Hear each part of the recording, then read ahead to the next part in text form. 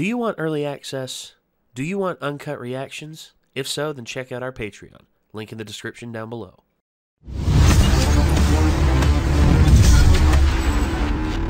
Hello again, everybody. This is an anime reaction. This is one that is going to be replacing Avatar: The Last Airbender for the time being. Whenever Micah is able to come back and we're able to record more, we will get back to releasing more Avatar: The Last Airbender. But that being said, we decided that we would move on with an anime that Nick suggested because, you know, I felt Fire Force was one that I really wanted, and I was just like, we'll just do Fire Force on Mondays. Because it's a shonen anime, and plus it's replacing My Hero Academia, which is another shonen anime, so I guess it fits. But this one doesn't fit quite as much. Well, no. Instead, it's still something with a more serious tone. Well, this is, a lot of people have said, is a horror anime. And which, I was talking to people last night about anime and Discord. Yeah. And two people were like, you guys should please react to this. And I was like, no, we will never, ever react to that. It's never gonna happen. What? This? This, yeah. And it was funny to me because I was like, funny you should say that, but we're never doing this. Yeah. And they were actually like, dude, if you're gonna do it, you should go into it knowing as little as possible. So I'm like, all I really know is it's a horror anime, and I know kind of the basic premise. Same here. And it's been a while since I've actually seen a good horror anime. I mean, I know Attack on Titan is considered a horror anime in which there's some horrifying parts. It's got kind of a different vibe than like the sort of horror that I'm used to and really like the... Well, I mean, I still really like Attack on Titan. I'm just saying. Oh, like, I do too. Most of the horror that I enjoy, especially out of like Japan, is a different vibe from Attack on Titan. Well, yeah. I mean, you and Andrew both watched the Junji Ito special. Yeah, I love Junji Ito stuff. He's kind of a different vibe too, like because he's closer to like being Lovecraftian. Well, he's pure body horror. Yeah, body horror, Lovecraftian, and just like completely. Like just weird shit. Oh, like, yeah. Like basically like stream of consciousness nightmare stuff. It pries into the psyche, and which. But I also love Japanese horror, like a lot of their classic movies, like Ringu and the Yuan and stuff like Pulse and stuff like that. You know, yeah. I like their spiritual horror and Fatal Frame, obviously. Like, well, yeah. I mean, then you got Silent Hill. Like, there's a lot of really good stuff. I'm talking about Silent Hill, the series, not the game series, games, not the movies, the games. Like, necessarily. The movie I still liked, the first one. The second one was a trash fire. The second one felt too much like Americans trying to recreate their own version of Japanese horror and failing horribly at it. Whereas the first one was actually pretty on point. Like the American version of The Grudge. Basically. Yeah, the American version of The Grudge. Apparently both of them, like, because the new one apparently was worse than the old one. And I had such high hopes for it, too. Yeah, me too. It looked really cool from the trailer, but apparently it sucks hard. So it was pretty disappointing. Yeah, well, what are you going to do, man? I mean... And then, like, just stuff like Darren Gray's, like, music videos have, like, horror elements in them, and it's just, like, really just off-the-wall fucked up stuff that you're just not expecting to see, and... Yeah. I like stuff like that. So. Well, I do, too. From what a lot of people have said, this is the best horror anime of last year, so we're giving it a shot, and we're going to see what the hell's up with it. This is Promised Neverland, Episode 1, 121045. You know,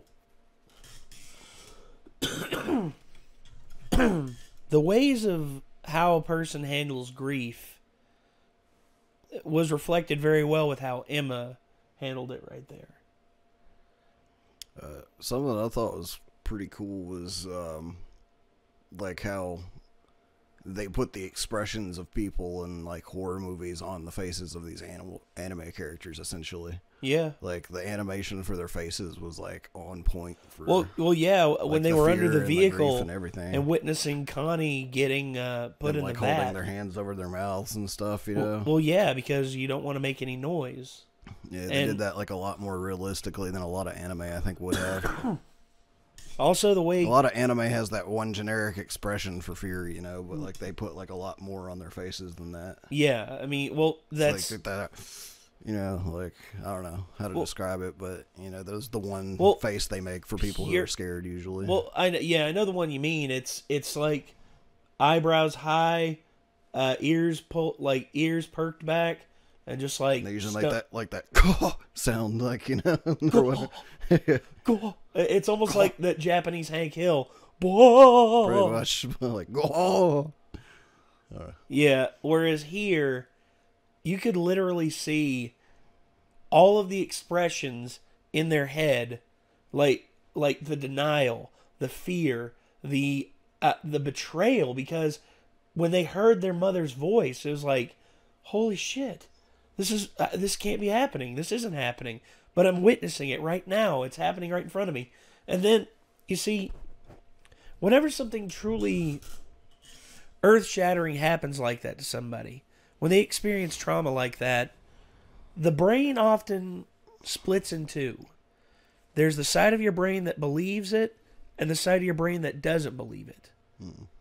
And it can cause people to be, especially if they get caught in the cycle of denial, they get delusional. And that's why a lot of people who don't handle trauma properly often don't say anything whenever it happens to them. And they bottle it up. And when they bottle it up, it often comes back later on through other means of stress, and they wind up lashing out at everyone else. Whereas here, Emma had someone to pull her back into reality because Norman seems to have the most logical mind out of all of them, and he pretty much just wouldn't. As soon as Emma started going down that route of denial, you see, it has to happen right when it happens, because the very moment that you allow yourself. She's like, that wasn't her, right? And he's like, that was her. That was her. and she had that earth-shattering realization and that scream that she did. I mean, and now the mother knows that someone was there. And now I think for the next few episodes, it's going to be a cat and mouse game of figuring out who it was that was there. Yeah. So I'd seen scenes from it, and I see why they say go into it knowing as little as possible, because that would have been a lot more shocking if I hadn't seen parts of that scene in the preview for it. Yeah. But luckily, it looks like, to minimize spoilers, that's the only scene they showed, and they didn't even show all of it because they didn't show the tank and stuff. Like, they only show. I had seen at least the monsters and everything, so I'm kind of disappointed that I saw that part of it, because that would have been like, oh, what the fuck, like, you know. But that's why you didn't get that kind of reaction out of me, and I apologize for that. But like the rest of the show, like, I'm gonna be 100% blind on, so I hope they have a lot more like fucked up surprises in store. I guarantee you they do. I mean, they have to. I mean, because, you know, for everything we saw right there, that's pretty messed up. And from what a lot of people have said, it only gets better / worse from here. So, like, they were talking about how the suspense in the show is on point, everything, and it was in that episode. So if they keep moments like that, it's going to be pretty intense. Oh yeah. Like. So I'm excited about it. I am as well. This is going to be a hell of a ride. So again, I mean, thank you all for suggesting this. I mean, and surprise. Yep. Thank you all yet again. We really can't thank you all enough. But this is going to be a hell of a ride. I'm getting the feeling that it's going to be a hell of a ride. So again, everybody, thank you for tuning in. And as always, signing off, I'm Nate. I'm Nick. We'll see you in the next one, everybody. Peace out.